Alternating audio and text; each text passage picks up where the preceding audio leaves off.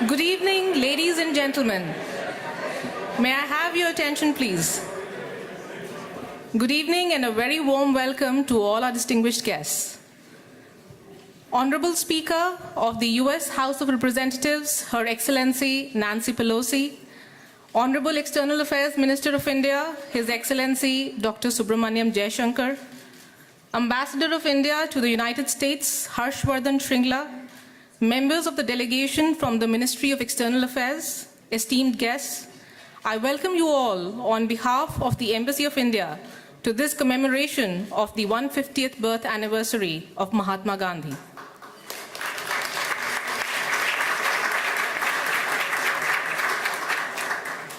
I now invite Ambassador of India to the United States, Harshvardhan Shringla, to kindly come on stage and give welcome remarks.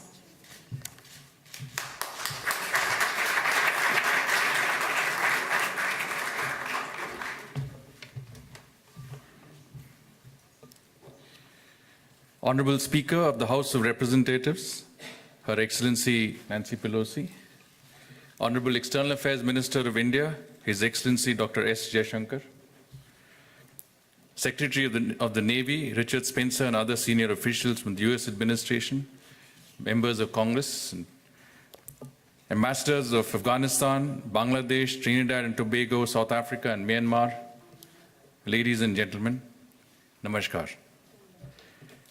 We are gathered here today in the Library of Congress to mark a historic occasion, the commemoration of the 150th birth anniversary of Mahatma Gandhi. Gandhiji, or Bapu, as he was affectionately referred to, was a simple man who not only guided India's freedom struggle, but also inspired movements for civil rights and freedom across the world. He continues to remain a spiritual beacon for humanity. Mahatma Gandhi traveled to London to study law and later to practice as a lawyer in South Africa. He returned to India in 1915 as a leader of India's movement for independence. The racial inequities that he witnessed and experienced abroad and in colonial India firsthand, and his choice of the political weapons of satyagraha, civil disobedience, and non-cooperation to counter them were instrumental in his transformation and that of his country. While Mahatma Gandhi could never travel to America, his work was closely followed in the US.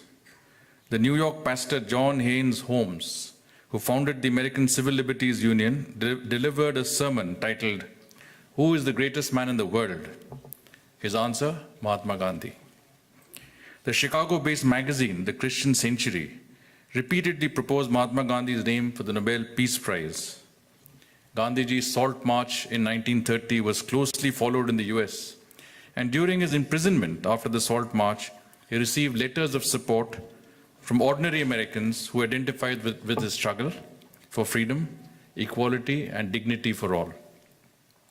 The Time magazine chose him as Man of the Year as early as in 1930. Several great American leaders, including Dr. Martin Luther King Jr. in 1959, have retraced the steps of Mahatma Gandhi in the Sabarmati Ashram in Gujarat. Mahatma Gandhi was also a source of inspiration for Nelson Mandela, former President Barack Obama, and for our guest of honor today, Speaker Nancy Pelosi. I recall that in my very first interaction with Madam Speaker at the US ISPF summit in July, she had mentioned that her curiosity in Mahatma Gandhi was aroused right from her school days, when she read every book in the school library on Mahatma Gandhi. Your presence here today, Madam Speaker, truly befits the occasion. Madam Speaker, Mr. Minister, and our esteemed guests, it is a matter of great satisfaction that on the occasion of the 150th birth anniversary, both the US Senate and House of Representatives have introduced resolutions recalling Mahatma Gandhi's contribution to mankind, emphasizing the shared influence of Gandhiji's teachings on human rights, on civil rights, leaders around the world, including Dr. Martin Luther King, and highlighting the shared values of the people of India and the United States of America. I thank Senators Bob Menendez, Ted Cruz, Mark Warner, John Cornyn, and Representatives George Holding, Brad Sherman, Joe Wilson, Gerald Connolly, Peter King, Amy Bera, Ro Khanna, Frank Pallone, Brenda Lawrence, Pete Olson, Pramila Jayapal, TJ Cox, David Price, and Ted Yoho for their valuable co-sponsorship of these resolutions. Congresswoman Carolyn Maloney has also introduced a resolution for the award of a Congressional Gold Medal to honor Mahatma Gandhi. We're deeply honored to have with us today the External Affairs Minister of India, Dr. S. Jaishankar. As a career diplomat and now as the External Affairs Minister, Dr. Jaishankar has played a leading role in the building of the India-US strategic partnership to realize the potentials of cooperation between the oldest and largest democracies in the world. Our minister is a member of parliament from the constituency of Narmada in the state of Gujarat, the home state of our Prime Minister, Shri Narendra Modi ji, and Mahatma Gandhi. Madam Speaker, the India-US strategic partnership has always benefited from strong bipartisan support in Congress and is underpinned by the friendship between our people and our shared values of freedom, equality, and commitment to inclusive progress. Madam Speaker, your presence adds great value to this historic occasion. I thank you and the Minister for gracing today's event. I thank the US-India Strategic Partnership Forum and the Mahindra Group, which is celebrating its 75th anniversary. Today, this is the day on which they are celebrating the anniversary, for supporting this event. I would also like to acknowledge the fulsome support received from the Asia Division, the Library of Congress, for organizing an exhibition on Mahatma Gandhi earlier in the day today. I thank all of our guests for joining us on this memorable occasion. I would like to leave you with an idea proposed by Prime Minister Narendra Modi in his op-ed in the New York Times today, which he calls the Einstein Challenge, inviting thinkers, entrepreneurs, and tech leaders to be at the forefront of spreading Gandhiji's ideas through innovation. I hope that we will all rise to meet this noble challenge. Thank you.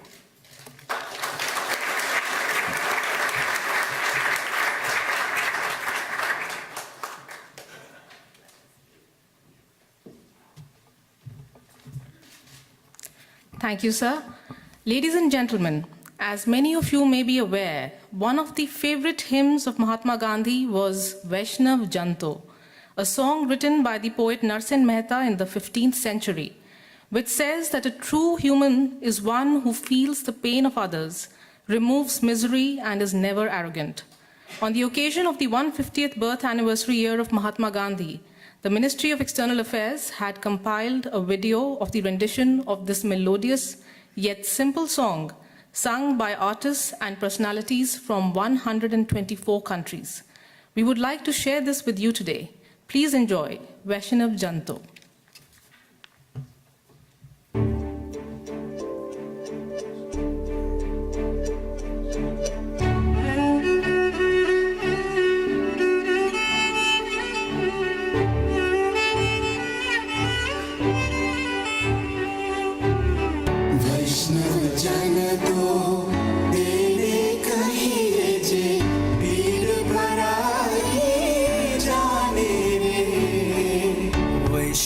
जन तो तेने कहिए जे पीड़ पर आई जाने रे वैष्णव जन तो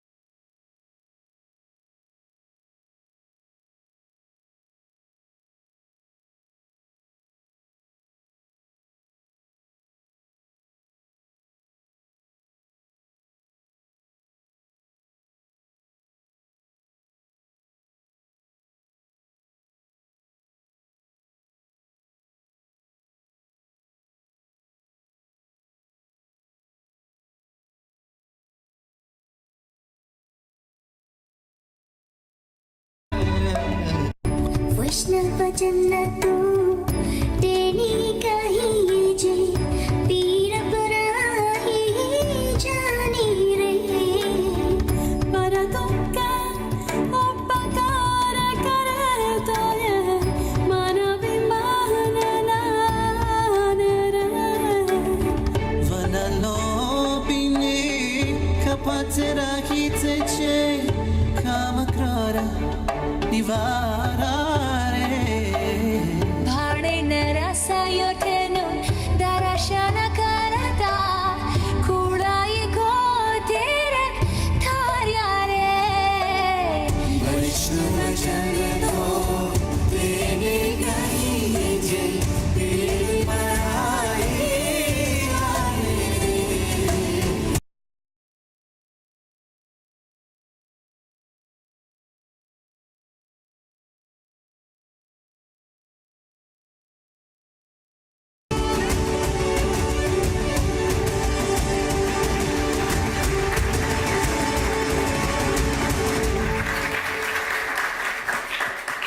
I hope you all enjoyed that delightful presentation of the unity across the globe.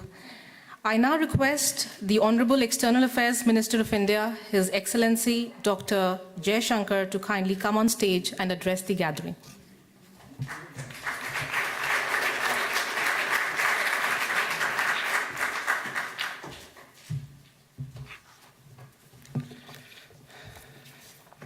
Well, what can I say after a film like that? Madam Speaker, Ambassador Shringla, members of the US Congress, ambassadors, ladies and gentlemen, distinguished guests. It's really a great privilege today to join you all this evening at the commemorative event to mark the 150th birth anniversary of Mahatma Gandhi.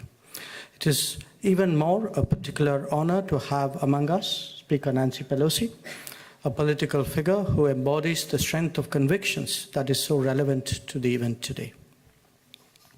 Last week, Prime Minister Narendra Modi asked at an event at the United Nations what it would have been like had Mahatma Gandhi been born in a free country.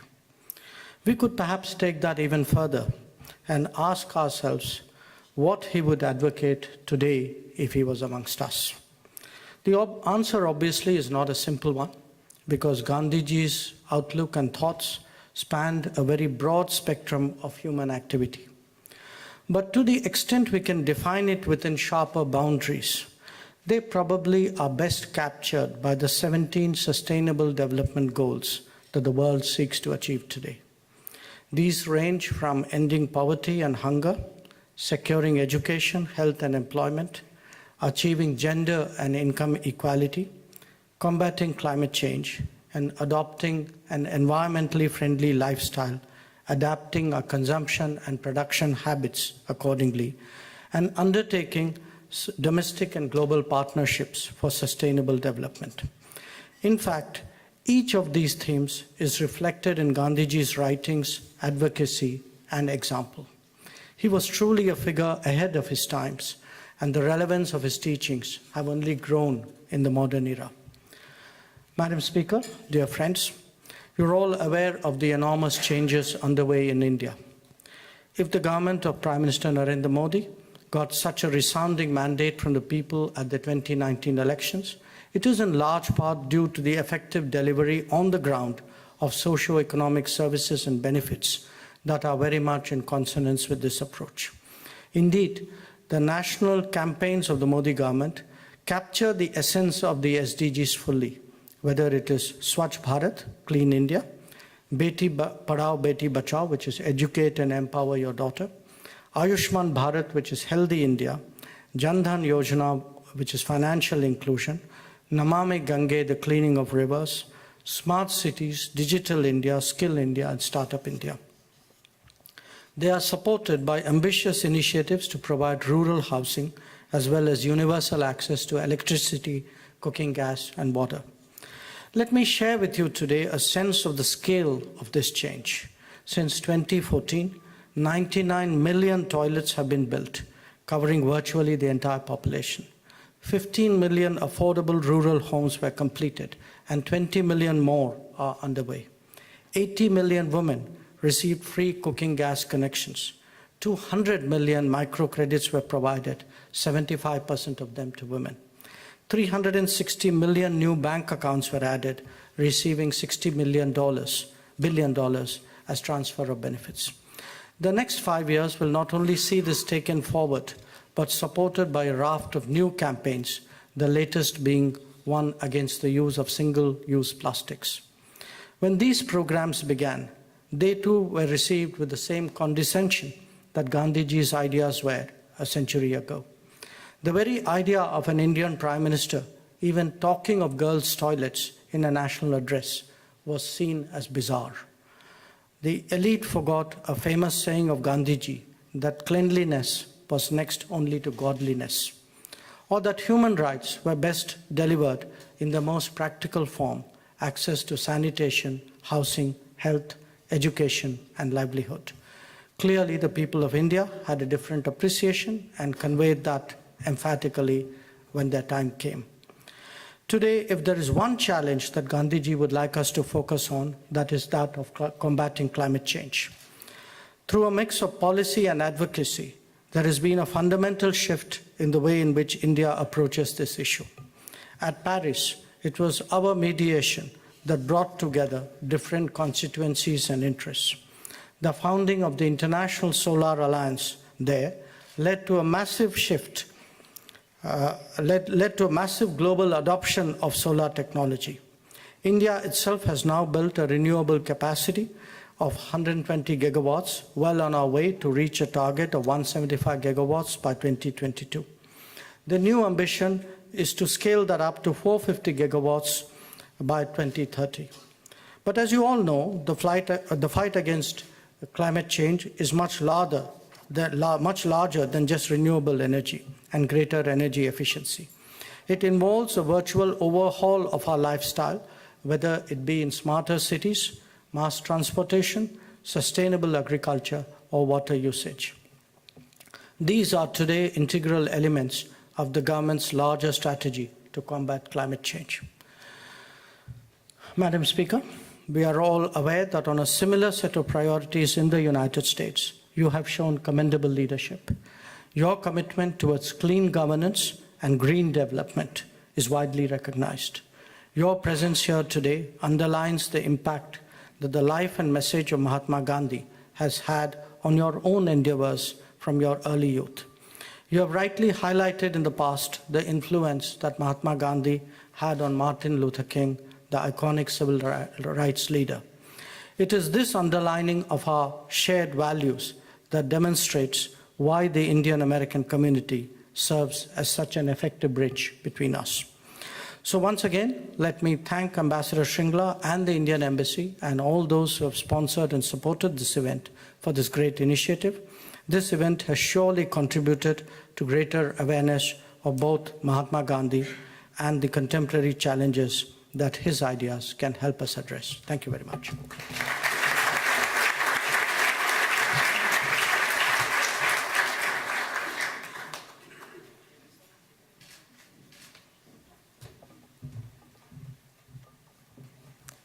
Thank you, sir. Up next, we present to you a separate rendition of the same bhajan, Vaishnav Janto, sung by the talented students of the College of Music, University of North Texas. In this endeavor, we appreciate the support from Dean John Richmond and Regent Ashok Mago of the university, as well as Rosanna Eckert and Vivek Virani, for their tireless work in training and motivating these students to produce such an incredible bhajan. Please enjoy Vaishnav Janto by the students of the University of North Texas.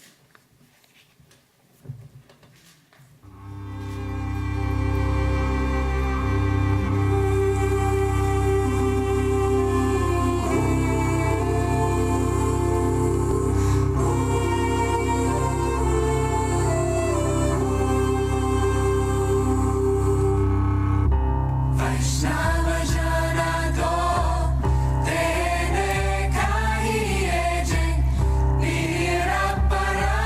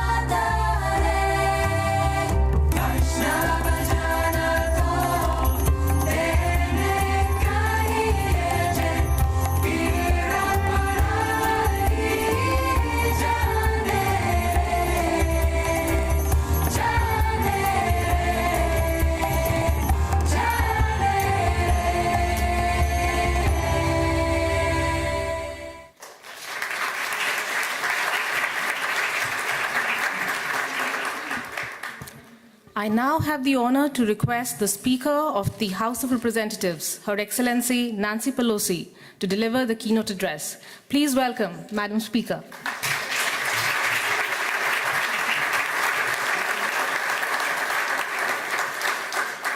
Good evening, everyone. It's really a personal privilege as well as an honor to be here with each and every one of you. When I didn't see the U.S. in the first presentation, I thought I might have to get up here and say, Vashana Tanaho, or words to that effect. But wasn't that beautiful from East Texas University? Very beautiful. Mr. Ambassador, thank you so much for the invitation to be here this evening, and an honor to be here with the Mr. Minister, my friend. When he was former ambassador, I learned a lot from him, and congratulations to you on your new position. And as was mentioned by the ambassador earlier, our support in Congress has always been bipartisan. So I'm so honored that the former chair of the Foreign Affairs Committee, Ed Royce, is here. Chairwoman Ileana Ross-Layton of Florida, former chair, and from New York, Joe Crowley, whom I had the honor of traveling with President Obama to India. We were there for Republic Day. It was a fabulous trip and a lot of yoga, but in the parade. Any other members here that I haven't seen, please wave. We are out of session, but we're not without of admiration for India and the important occasion this is, and an honor for us to have it at the Library of Congress. The distinguished service of the minister and the ambassador make it easy for us to learn so more every day. It's a pleasure to be with all of you as we observe the 150th birthday of Mahatma Gandhi at the same time as we observe the 90th birthday of someone who learned so much from him from a distance, the Reverend Martin Luther King, Jr. These legacies of these two extraordinary men have forever shaped our nations and changed the course of history in both of our countries, and indeed in the world. The relationship between the United States and India is a shining example of mutual cooperation, prosperity, and peace, and respect. As the world's largest democracies, yours the largest, ours the oldest, we have been partners in the fight to expand justice and ensure the blessings of liberty for all. In America, generations of Americans of Indian descent have enriched our communities, our democracy, with their beautiful culture and rich traditions, not to mention their entrepreneurship, fueling our economy.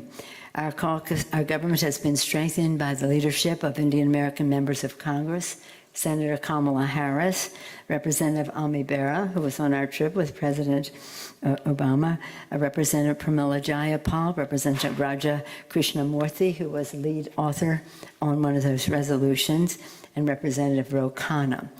About Ro Khanna, I could talk about all of them, but Ro particularly wanted you to know this story. Ro Khanna's grandfather, whose last name is Amarath Nath Vidyakankar, was a champion for freedom who spent years in prison alongside Gandhi in the quest for Indian independence. Today, Rep. Khanna proudly honors his family's legacy of service and sacrifice in his work and leadership to build a better future for all. But his connection is a direct one to Mahatma Gandhi. As members of Congress, we have been privileged to lead official visits, gone on official visits to India, meet with leaders and exchange with citizens to strengthen the bonds of our friendship between our leadership, but also among our people. Seeing the joy and vibrancy of the Indian people, especially the children, has always been an inspiration. Our 2017 trip was critical to advancing strong economic ties, reaffirming our shared commitment to tackling the climate crisis and securing peace in the region and around the world. And in New Delhi in 2008, it was an honor to place a wreath at the Rajghat Memorial located at the site of the Gandhi cremation. Gandhi's story of peaceful struggle to free the people of India had a meaningful impact on the lives of many Americans. For me, as the ambassador and the minister know and have referenced, this is very personal for me. I have always, since my childhood, carried India in my heart, largely because of Mahatma Gandhi. When I was a little girl,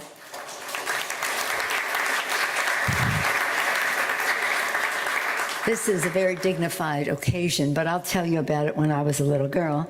I went into school one day and I had on a hat, and one of the big tall nuns, I was a little girl, said, "Who do you think you are, Mahatma Gandhi, with that hat?" Well, I didn't know who Mahatma Gandhi was, but I wasn't going to let on to her that I did not know.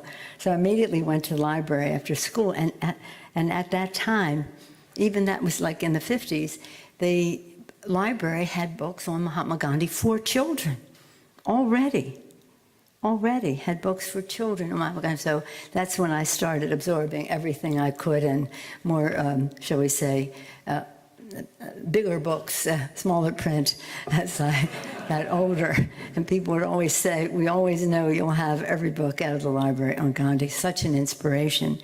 But it is around that same time, Reverend Martin Luther King, whose birthday we celebrate, 90th today, and Coretta Scott visited India, and how much we draw upon India and who we are. As you probably know, and I say it again, probably mispronouncing, satyagraha, that word has two meanings in Sanskrit: nonviolence and insistence on the truth. And isn't that exactly what Gandhi took from India? Nonviolent, insisting on the truth, learning from the experience and the depth, the strength of that message. Not just the example, the strength of that message of Mahatma Gandhi. And of course, it made all the difference in the world, in our country. So that is a debt that we owe to India for that inspiration, more than an inspiration, that strength of message to make a difference in our own country. Though he knew it would mean sacrifice and struggle, Dr. King would insist on the truth in the heart of our nation, that we're all created equal, and that to do so, insisting on the truth nonviolently.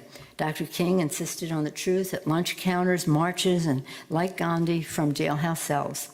He insisted on the truth of his dream of equality and opportunity for all, regardless of race, gender, or creed. As we face the great injustices of war, inequality, oppression, and tyranny, we all have an obligation to continue to answer Dr. King and Gandhi's insistence on the truth, nonviolently, with action. We are called to act to give voice to millions of refugees fleeing violence and natural disaster, and ensure that we honor the dignity and worth of every person, man, woman, and child. I'm especially grateful, as I have expressed to Prime Ministers, Prime Minister Modi as well, Mr.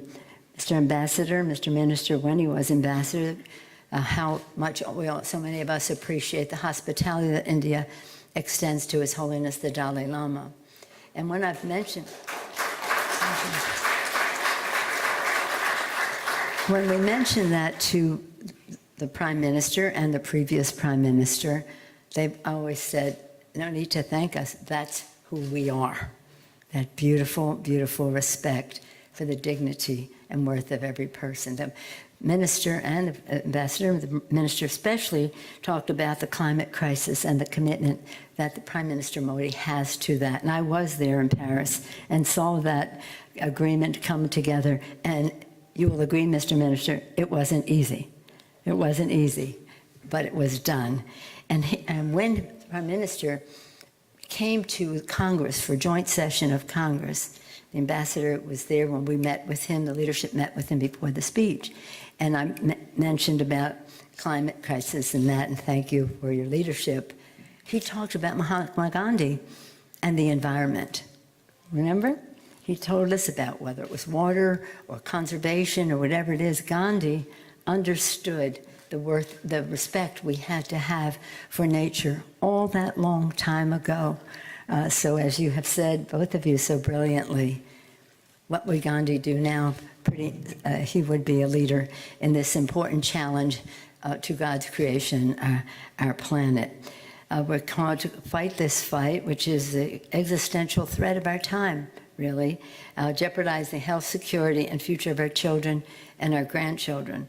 We're called to act and stand firm against malign actors seeking to destabilize our democracy and our free and fair elections. At the same time, this time of challenge and opportunity, we must act drawing the strength and inspiration for Dr. King and Gandhi's example. Just as the torch passed from Gandhi to Dr. King, the torch now belongs to all of us. 150 years after Gandhi's birth and 90 years after Dr. King was born, we must now pass the torch to millions of young and courageous people across the globe who are blazing a trail toward a more just and equal world for all. It is our responsibility to support them and empower them in this critical mission to build a future worthy of Dr. King, worthy of the legacy of Mahatma Gandhi. So it is for our colleagues, and I know I speak in a bipartisan way for our colleagues, House and Senate, who aren't here because we're out of session, that observing Mahatma Gandhi's 150th birthday at the same time as we observe Martin Luther King's birthday on the campus of the U.S. Capitol is for us a thrilling experience. We're out of session, but I told the ambassador when he told me about this, no matter where I am, no matter when it is, because of that little girl in that school, learning about Mahatma Gandhi, it will be a thrill of my life to be there to honor the memory and the legacy, the leadership, the strength, the inspiration of Mahatma Gandhi. Thank you all very much for giving me this privilege. Thank you.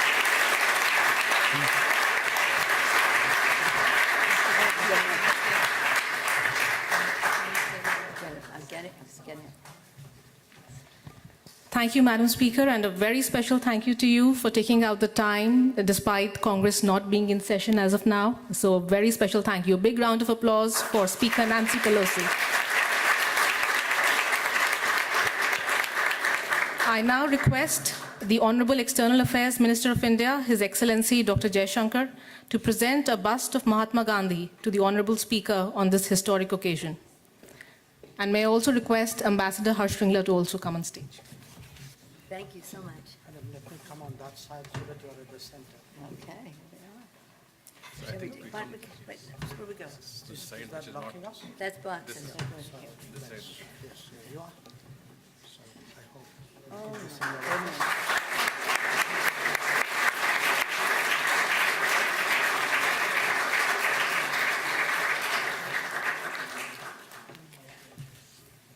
I thank you so much for this beautiful, beautiful bust of Mahatma Gandhi. I will display it with great pride in the Speaker's office at the Capitol of the United States, so anyone who visits there will see the respect and admiration that we have. Thank you so much.